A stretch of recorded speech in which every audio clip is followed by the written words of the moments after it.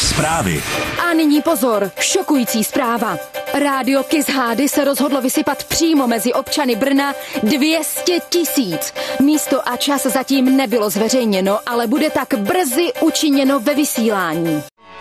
Pozor, datum a místo. Moravské náměstí, Brno, středa 9. dubna od 18 hodin. Já vám přeju dobré odpoledne. Kdo šlapne na růže na záhoncích, nedostane žádný love.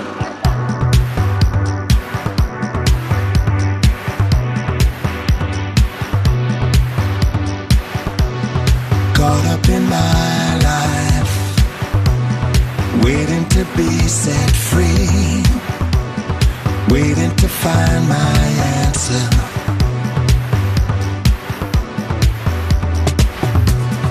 Come if it feels right. Now is the time to be.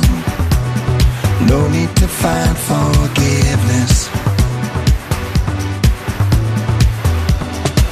'Cause any lonesome child wants to make love, fantasize about some vision. Funny how the lost guy makes the deal, the deal, the deal, the deal, the deal, the deal. Just when you thought you were lonely, they put you under the right spell.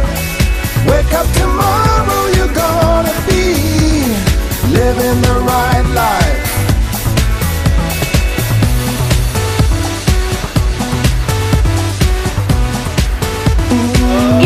A zbytek, který nerozdáme dnes tady, rozdáme zítra v ranním vysílání Rádia Kiss HD.